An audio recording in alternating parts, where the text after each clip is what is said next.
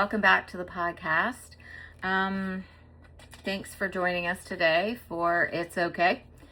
And I'm going to kind of go into this a little bit different. This is something that I had never really planned on discussing, talking about, whatever you want to call it. I wasn't really going to get into it. But I decided that, you know what, I see people dealing with it a lot nowadays, so I thought I'd go ahead and address the elephant in the room. This specific podcast is on estrangement. That's the topic. Something that I'm not a stranger to myself. And you'll have to excuse me as I am looking down a little bit towards some of my notes. I did a little bit of study on it just because I feel like where estrangement, or what I have learned where estrangement is concerned, that is not something that is really one-sided. It does affect all people involved. And when I say all people involved, it affects the person that's estranged, the person that's being estranged from. It affects the people around those people. If it's in a family, it affects the whole family. If it's in a group of friends, it affects all the friends. It's not something that just, I decided that I don't want anything to do with you anymore. I decided I don't want to talk to you anymore. And it's just done, and it affects nobody else. That it doesn't work that way. But anyways, this episode's kind of like a really important one. And it specifically with me, my estrangement is more my two older kids are estranged from me.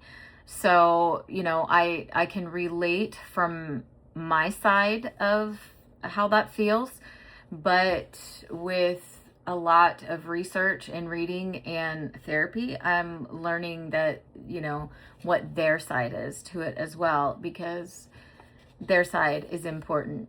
I see a lot of parents on social media that are very, I don't know. It's like playing a victim card, but I don't know. It's kind of hard to describe. I don't really want to say that they're a victim, because you're not. I mean, if your kids have estranged from you, or a parent, or whatever, a family member has estranged from you, you're not a victim. Nobody is a victim. That to me, that's like a slippery slope. Everybody is affected by it. It's not a happy thing for anybody. So, but I really don't do the victim card, if you want to go there. The thing about estrangement, it doesn't just break the communication. It's going to break something a lot deeper than that. It's going to break a connection. It's going to break identity. A lot of times for people, it really can cause kind of a grief that you're never going to get closure for. And I understand that. I understand from both sides how that could cause a grief that you're not going to get closure for. I did notice in my research for this podcast, one of the things that psychologists have found is that estrangement is more common than people think. And it's been happening for a long time. It was happening when the baby boomers were teenagers. It was happening, the silent generation. It's always been happening. People just didn't talk about it like they talk about it now, because now we have, podcasts, we have cell phones, we have, social media. We have all these different things, and people can make more aware of those things that weren't discussed, back in the day. One of the things the psychologists have also found with estrangement is it carries a lot of shame. A parent will often feel like they failed, and most likely they probably have in some way or another, because parents aren't perfect. And yeah, some of us screw up worse than others, but it still doesn't alleviate the fact that you feel like a failure. And you just, I mean, that's like a burden that you bear. And it's a shame for you to have. You know, the adult children that maybe walked away, they start feeling judged, or they can feel judged for making that decision. People looking down at them, you know, you shouldn't have done that. That's your mom, or that's your dad, or that's, you know, that's your family, or even friends. That's your best friend, you know. So both sides end up suffering in silence in their own way, whether they want to admit it or not. They do. Everybody suffers with it. What we're going to do, let's talk about what estrangement actually is. Okay. We all know basically what it's not, but what is it? Estrangement is when a relationship is reduced or completely cut off, often between close family members. So this happens more with family than it does with friends. But it can happen with friends, so don't think that that's off the table. It usually happens suddenly, but it can build. Like, there can be a conflict that builds over years, and it ends up in estrangement. And it's usually because there's a conflict, there's a hurt, unmet expectations, or an emotional distance. Like the bond just isn't what you thought it would be or should be. And here's something important about what researchers have found. Estrangement is usually not caused by one single event. It often is the result of patterns over time. So patterns over time, let's talk a little bit about that.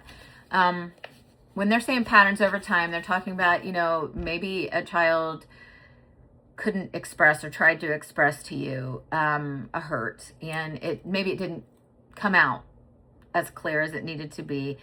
And so a parent just keeps doing what they're doing that's hurting their child. Or a parent is just negligent, and their child tells them, you know, I'm hurting, and the parent just doesn't listen, or they're too busy to do what they need to do and actually hear what their kid's saying. You know, that happens as well. Let's talk about the impact on parents first. For many parents, estrangement feels like a kind of living grief. And when they say that, that's like, it feels like your child has died, but there's no funeral, there's no goodbye, and there's no ending. Like, there's none of that stuff that you would get if somebody actually passed. It's like you're grieving someone that's still alive. Since I know what it's like to lose somebody and have to grieve them, I'm gonna say the hurt from either or is equal, because having a disconnect from your child is not, it's not pretty. Emotionally, it's not pretty. It's like, there's no words. That's how bad it feels. Psychologists sometimes call this the ambiguous loss, a loss that has no closure, and it doesn't usually have any closure, and it haunts you, and you feel guilty, and you feel shamed and worthless at times. It really plays on your heart and your emotions. Parents going through it, they often report feelings of shame, confusion, anger, deep sadness, constant question of what did I do wrong. Now, I will say that you do ask yourself what you did wrong if your kids are not specific with you. If your adult child doesn't come to you and tell you, you did A, B, C, D, E, F, G, H, I, J, K. And you know, from their point of view, they might be thinking, I shouldn't have to tell you what you did. You should just know. You know better. And I understand that, I have parents. I understand that you thinking, well, they should just know. But let's just say this. Parents aren't Einstein. And no, we are derpy sometimes and we don't figure it all out. So sometimes we have to have it spelled out for us. Because that's the way some of us are. Now, if you beat your child continually and you haven't figured out after beating them all the time, that, that's why they're upset, then you are the problem. But yeah, the what did I do wrong, it plays a lot in your mind because you would like to know the deets to that, the details. You would like to know, what exactly did I do, or how, what could I have done differently? So, and even those details, maybe it might hurt, but you know what? I would rather feel the sting and fix the problem and address that within myself than to just not know. But that's me. Some parents feel isolated because they're afraid to talk about it because, society will tend to say, if your child won't speak to you, you must have done something wrong. You must be awful if your kids don't have anything to do with you. And, maybe you are awful. Who knows? But not necessarily. I don't want to say that all parents that have kids that have estranged from them are bad. I really don't think any parent, besides ones that literally were abusive in a physical or sexual way, I don't really think that. I think all parents do the best they can with what they know and where they come from. I think a lot of things are generational. I think if our parents had trauma that happened to them and then they have kids, that they do pass that trauma on unbeknownst to them. And then to me as a parent, I've passed that on to my kids. And, sometimes you don't catch that with yourself. You see it in somebody else, but you don't see it in you. But self-reflection is a big thing. And where estrangement is concerned, self-reflection is a very big thing. And even if something's true or not, you just feel guilty about it. And like I said, that's just like a burden you have to bear. Now that I've, talked about the parents and acknowledgement, which goes back to a previous podcast that I did about, taking responsibility for your actions, acknowledging what you did wrong. And in this case of estrangement, it's very important to acknowledge what you did wrong. And it's very important when you're acknowledging what you did wrong for your kids to actually listen. Not just, a lot of times a parent will go in sincerity to admit what they've done wrong. And the adult child is just like, I don't believe you. And, then there's your other road with that. And are they legit to say they don't trust you? Yeah. If that's how they feel, their feelings are, as legit as your feelings, they're all, valid. But we need to learn that, if your parents do come to you and they want to be earnest about saying, what they did wrong or what they think they did wrong, maybe they won't hit all of the subjects, because if they're like me and they need to have it spelled out for them, they may hit a few, but not all. Extend them some grace. It takes a lot for a parent to admit they're wrong. It takes a lot for anybody to admit they're wrong.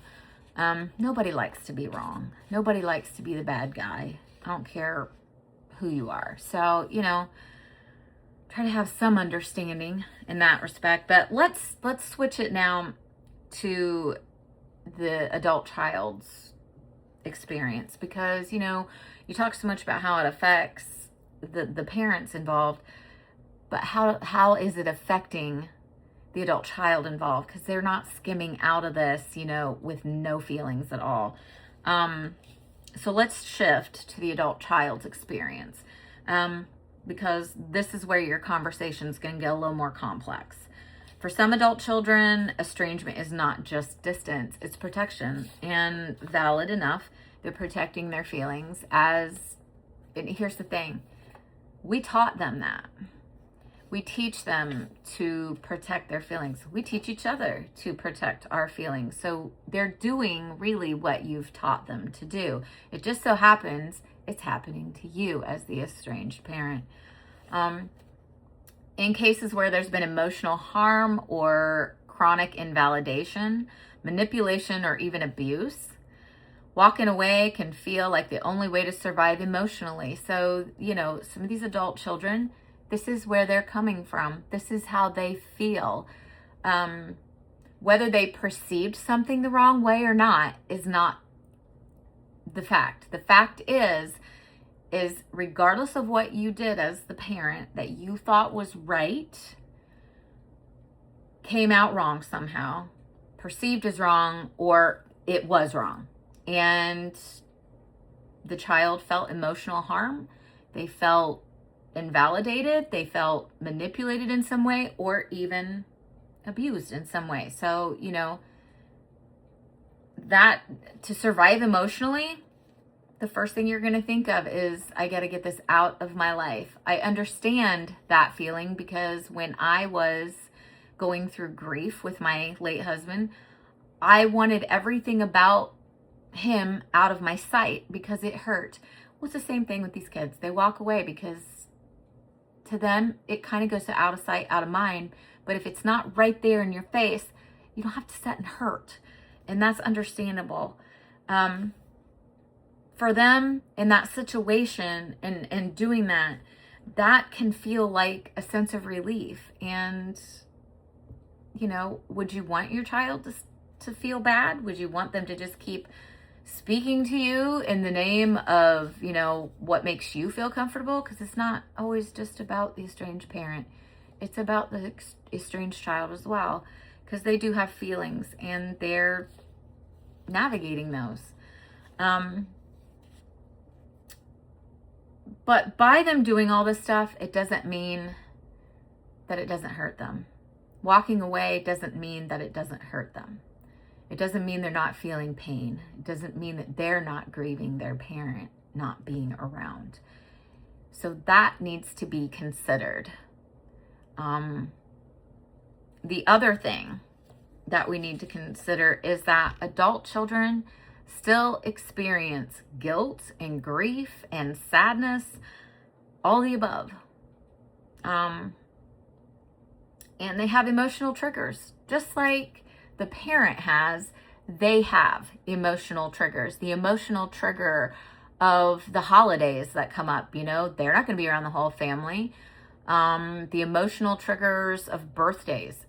They know when their parent's birthday is. They know when their birthday is. Both sides are going to feel the sting from that. But specifically for the estranged child, they're also going to feel like the sting of what they missed. Like, what could this have been? I could have had this kind of relationship with mom or dad. And that what could have been is still there. It exists, and they're going to feel that. One of the most fascinating and heartbreaking things that psychologists have found is that parents and adult children often have completely different explanations for why the estrangement happened. Okay, let's dig into this. Parents may believe there were outside influences, they were going through something, or they were pulled away. While the adult child might say, I don't feel heard, I didn't feel safe, I felt dismissed, controlled, or emotionally hurt. So what you end up with in that situation is two people, both of them are hurting, both believing their version makes sense, but neither one of them feeling understood or heard. And, that goes back to everybody's feelings are valid. So there, you're dealing with that. And this is where estrangement becomes more distant. It becomes a break in perception, a break in understanding, and a break in emotional connection. So both parties are perceiving different ways. Both parties are understanding this in different ways, and it has disconnected in the middle. So that, like I said, this is complicated on both sides. This is not just one-sided deal. It affects everybody involved in the estrangement. So what's the long-term effects? If we want to get into estrangement, what's your long-term effects of estrangement? Research shows that estrangement can be linked to lower emotional well-being, increased anxiety and depression, feelings of isolation, a long-term grief response, and that can be from the adult child's point of view. Now, for a parent, it can impact identity, because most parents, mothers or fathers, mothers especially, we start identifying ourselves through our children. Like a mom, that's what I am. I'm a mother. This is what I do. And you start identifying as that. You're not like yourself anymore. You become like one with that identity of being a mom. And, that's just how it is. But, for the adult child, you're talking about trust, relationships, emotional safety, for them, it impacts them from that point. Plus, to look around and see other kids that might get along with their kids. They didn't, have the issues between them and their children that, was happening in the estranged child's life. But that made no sense, did it? See, I'm wonky too. Maybe you're looking at somebody from the outside that doesn't have the situation that you had, and it would be very sad to watch somebody be able to have a relationship with their mom or their dad, knowing that you didn't feel like that there was a safe place for you to do it. That's what I meant to say before I got all wonky in the head. But, what would a podcast be if you didn't have a moment of derp on me? So a question becomes this. Let's get back to it. What now? What does healing even look like? Is healing even possible? Is any of this stuff possible? Most psychologists don't give a one-size-fits-all answer because healing doesn't always mean reconciliation. People need to understand that just because you're in a estrangement situation doesn't mean that your kids are going to come back, that everything's going to be hunky-dory, that life's going to go on like nothing ever happened. That is just not going to happen. Sometimes healing looks more like understanding what your role is now in this estrangement. If your kids don't want anything to do with you, then stay away from them and let them have that space. If you love them with any part of you, then let them have that space. That's what they want. To give them what they want. Start processing your grief. If you're the estranged parent, start processing your grief. Understand that life's still going to go on. Even though your child walked away from you, life is still going to go on. And for the estranged child that, walked away, they need to go on with their life too. They don't need to sit in that. As a parent, I don't want my daughters to sit and be sad. I want them to, live their life, be happy, with or without me. You have to learn to let go of the shame on either side. It happened. If there's no fix and this is the way it is, life still goes on. It is a chapter of your life. It's not the whole story. So you need to learn to go. And even even though that sounds really complicated to do, and it is, it takes time. You need to concentrate more on moving on with life and knowing that your kids are happy doing what they've decided to do. and leave it at that. Their happiness is all that matters when they're part of your life. Their happiness should be all that matters when they're not part of your life. If you truly love your kids, that's all that should matter.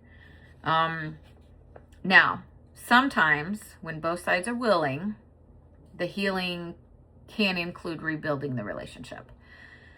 But that takes some very specific willingness, accountability, and emotional safety on both sides. Because when you come back together, you're going to have kids that don't trust. You're actually going to have adult parents that were estranged that don't trust, because they're going to think their kids will walk away again. So you're going to have that there, and you'll have to navigate that. And you're going to have to navigate that gently and still have grace and compassion if you decide to try to work things out. So you still have that. But remember, it takes both parties to work that out, both parties with that understanding, not just one side, not just the other. So, but again, whether it happens or doesn't happen, life does still go on. You still need to process the grief from it. You still need to understand, hey, I messed up, but this is just a chapter. I still have the rest of my life, and I can rewrite, I can write the rest of the book of this. So you're not necessarily just defined by the one thing going on in your life of estrangement. What I was going to tell you about is one of the things I looked at, and I did quite a bit of research on this stuff, because I want to understand from my daughter's side. Not just mine. Estrangement is not usually one simple story with one villain. Psychologists describe it as complex family systems issues shaped by conflict, unmet needs, past hurt, differing expectations, divorce, new partners, mental health struggles, and stigma. 2017 review by psychologist Lucy Blake described estrangement between parents and adult children in terms of its definition, prevalence, causes, and consequences. And more recent work continues to show that estrangement is tied to lower psychological well-being.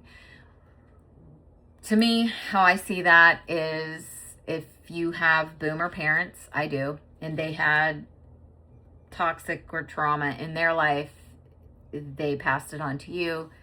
And because it never got dealt with, because when I was a kid and you had mental health problems, they didn't have therapy. When my older daughters were younger, they had just started doing therapy stuff. So anything before the millennials, that it wasn't talked about. If you went to therapy, you were a nutbag. Real talk. So that's just, so it wasn't addressed. Your problems weren't addressed like that. Nobody cared about mental health like that beforehand. Thus the reason so many men came home from Vietnam and had absolutely zero therapy, terrible PTSD, and went crazy. Some of them, unalived themselves. Just, it very sad. A very, very sad world. The pain often runs both directions. 2024 study found family estrangement was significantly associated with reduced psychological well-being, and the association was even stronger when multiple family ties were broken. So, there's a lot of psychological well-being that goes into this. There's a lot of stigma that goes into it. A lot of people are just, I feel like people are just trying to understand from their point of view, not both sides. Psychologist Joshua Coleman reported that among estranged parents he surveyed, many struggled with intense shame and anger, with only a small minority saying they never felt that shame. Cornell gerontologist Carl Pillemer, you'll have to excuse my pronunciation, has also emphasized that estrangement is more common than many families realize, but many people suffer quietly because they feel ashamed to talk about it. I understand that. I understand what it feels like, when people say, how many kids do you have? And then I tell them, and then they want to ask, do you have any grandkids?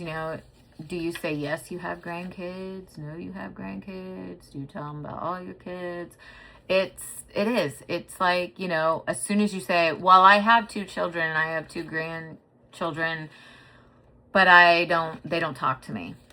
It's like all of a sudden the room, it's like a pin drops and nobody's like, I don't know what to say, because they don't know the whole situation, the whole stories on both sides and all that. So, I get that. You don't want to get involved in that. You're like, ooh, it's uncomfortable for others. So it's uncomfortable for the person that has to say, yeah, I have this many kids, but I don't get to see them. But you know what? I have always owned it and just said it. If I look bad, I look bad. If I don't, then I don't. But I'm telling the truth, and that's all that matters. And if other people can't accept the truth that I have 2 older children that are estranged from me, and I don't see my 2 beautiful grandchildren, I don't know what to tell them, but I'm going to tell the truth. So that's that.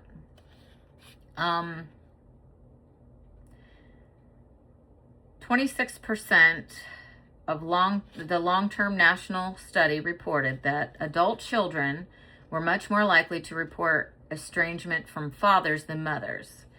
26% reported a period of estrangement from fathers versus 6% from the mother.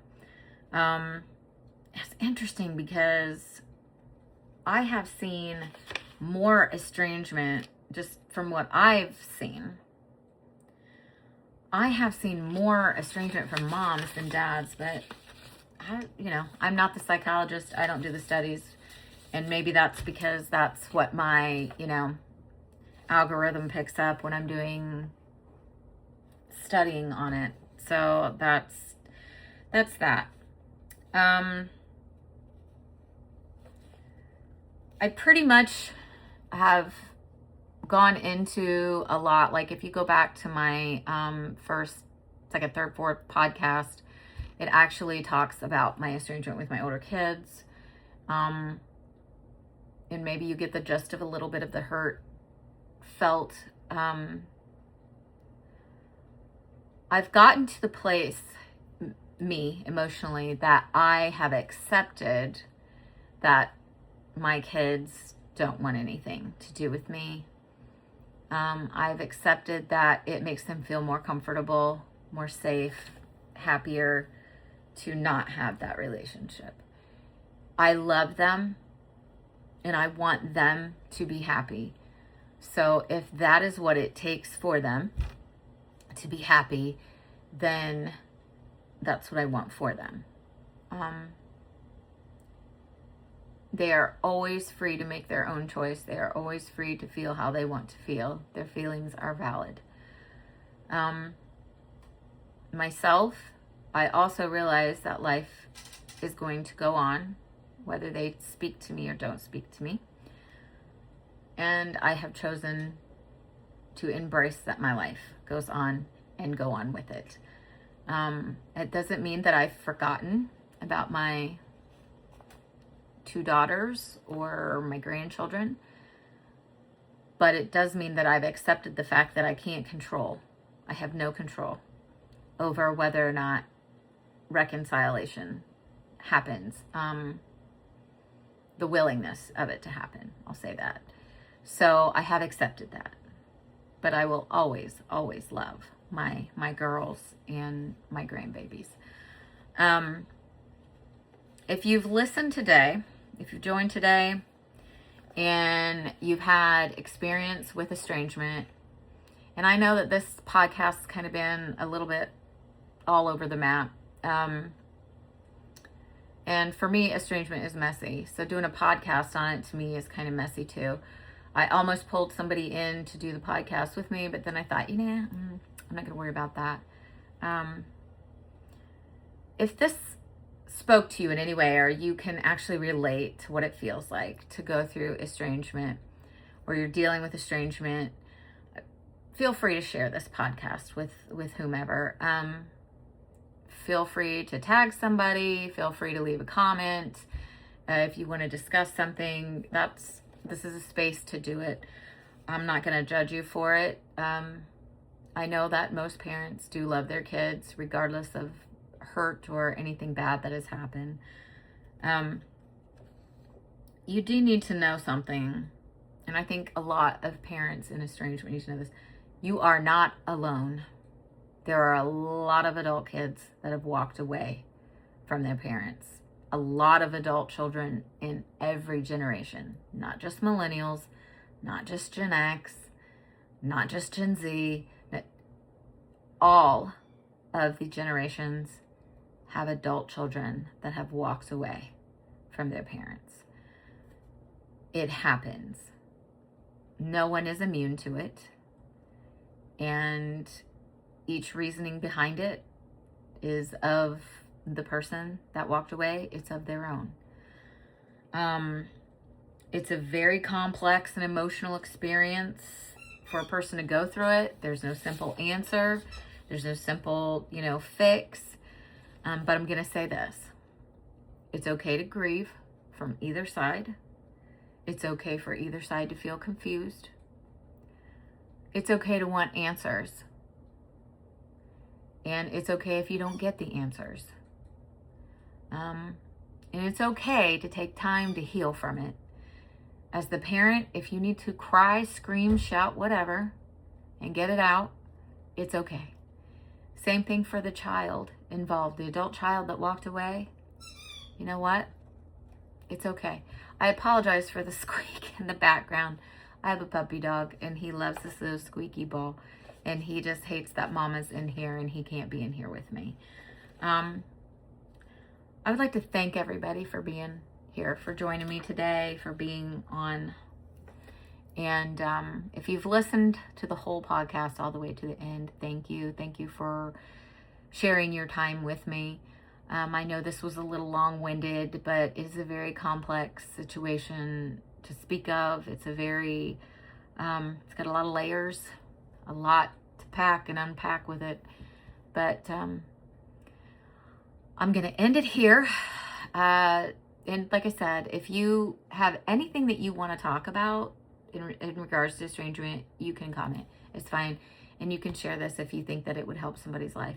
That's what this is all about. Helping anybody that needs to heal and not feel judged or condemned or anything else. I think we've all done enough of that to each other over many years, and we need to stop. So anyways, be kind. You never know what anybody else is going through. Next week's podcast is going to be about menopause and how it affects women and the men that they are with. And we'll probably hit on perimenopause as well. I have a few surprise things coming up. I will have guests on the next podcast, and I'm looking forward to that. But I appreciate you sharing your time with me, and I hope that you have a wonderful day. And please understand that no matter what happens, it's okay.